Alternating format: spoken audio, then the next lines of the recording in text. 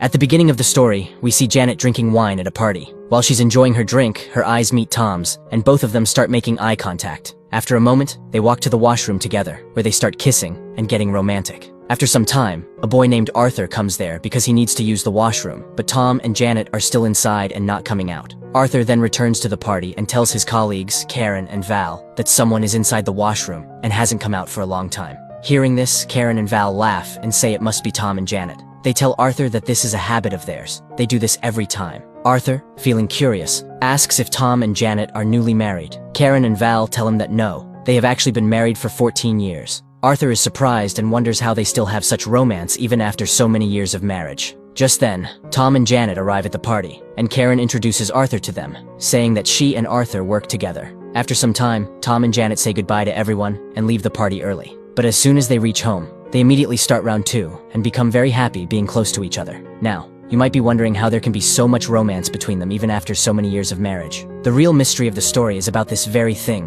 which we will discover later. In the next scene, Janet is having a dream. She sees herself walking alone in a forest. As she moves forward, she comes across some red chairs, and then suddenly, she wakes up. She gets out of bed and starts getting ready for work. While she is getting ready, Karen sends her a message inviting her to dinner that night. Later in the evening, after finishing her office work, Janet returns home and sees that Tom has already done all the housework. Janet is feeling very tired, so Tom takes her to the room to help her relax. As they talk, they once again get romantic with each other. Suddenly, they remember that they were supposed to go for dinner that night, so they quickly get ready and leave. After reaching the restaurant, everyone orders their dinner. Then, Karen and Val handed Tom and Janet an envelope filled with money. They explained that earlier everyone had planned to book a resort for a weekend trip, but now there are very few rooms left for the couple's trip. Also, another couple has joined, so they are returning the money. Tom and Janet say that they don't mind adjusting on the sofa, but Val and Karen stop them and reveal the real reason. They tell them that in reality, all the other couples don't want them to come. They explain that they don't understand how Tom and Janet still have so much love for each other even after so many years of marriage. They say that Tom and Janet talk to each other all the time. They never fight, and even now, during dinner, they are lost in each other. That's why no one wants them to join the weekend trip. Hearing this, Tom replies that they simply love each other, and that besides being husband and wife, they are also best friends. After saying this, Tom and Janet leave the dinner. That same night, Janet has the same dream again, where she sees the red chairs. She suddenly wakes up, gets ready for work, and is about to leave when a man appears in front of their house. He introduces himself as Goodman, and says that he works in the city and needs to talk to both of them about something very important. After this, he goes inside and sits with Tom and Janet. As they start talking, Goodman tells them that couples like them are very rare, and that he has come to solve this very problem.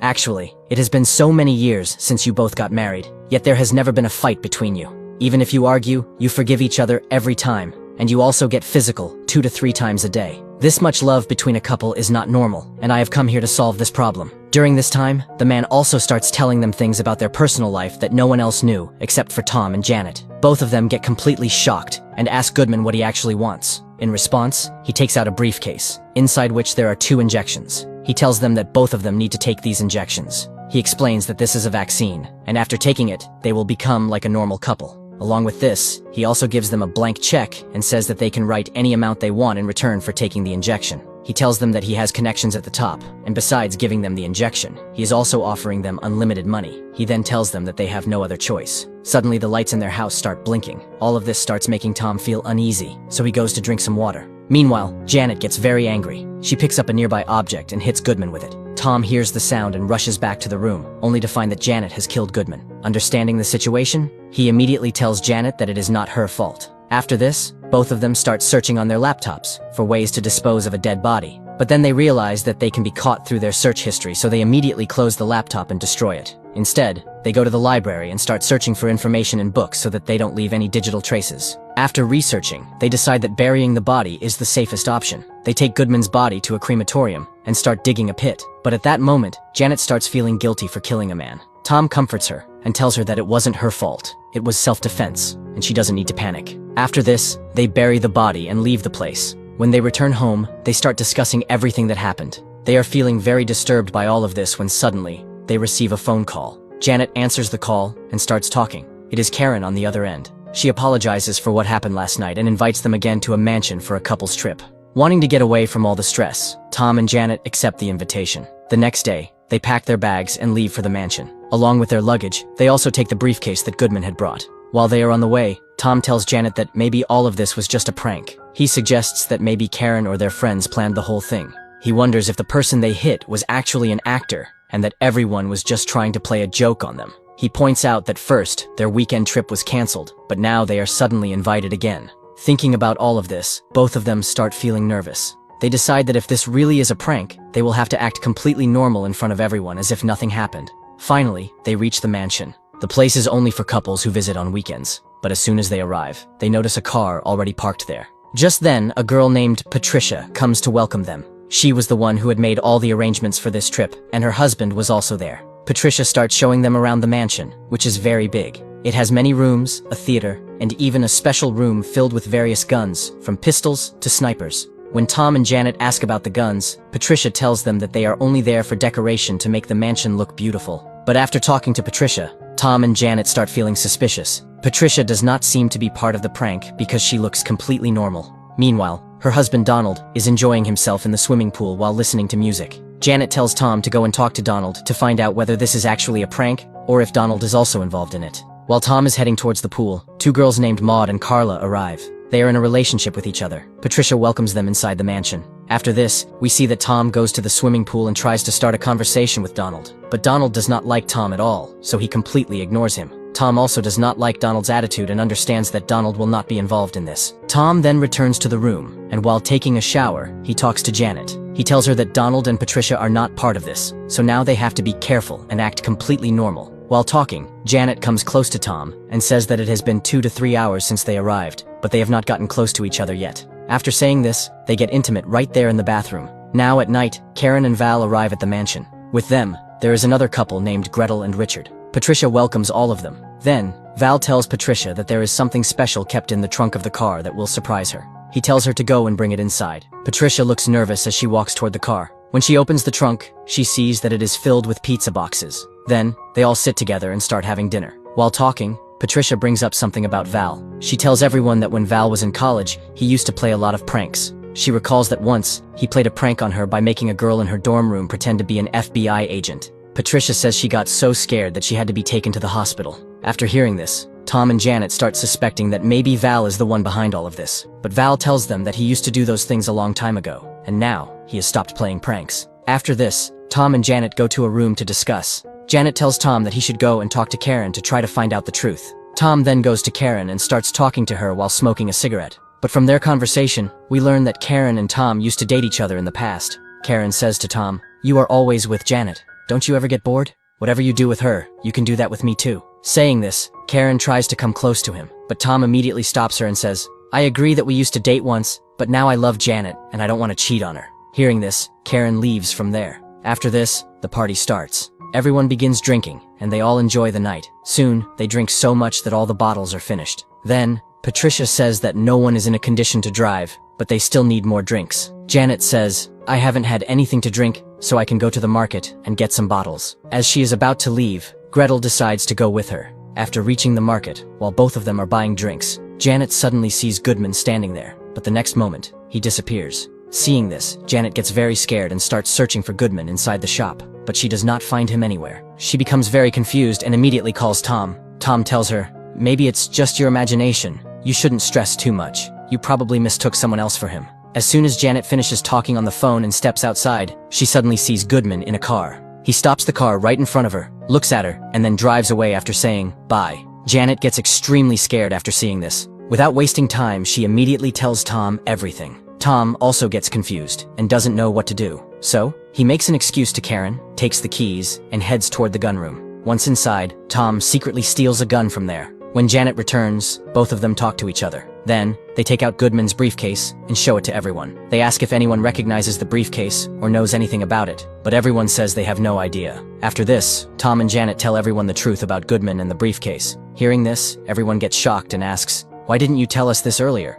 What were you both doing till now?" Tom then asks, "Is anyone here a scientist? We need to find out what's inside these injections." Hearing this, Karen suddenly remembers that Arthur, who works with her, is a scientist. She immediately calls Arthur and tells him to bring his microscope and come to the mansion. After the call, she informs everyone that Arthur will arrive by tomorrow morning. She suggests that everyone should go to sleep now. But Donald expresses concern, saying, "What if Goodman comes here while we are sleeping?" To this, Patricia reassures everyone, the mansion is completely safe. There are motion sensors installed all around. No one can enter without us knowing. After this, everyone goes to sleep.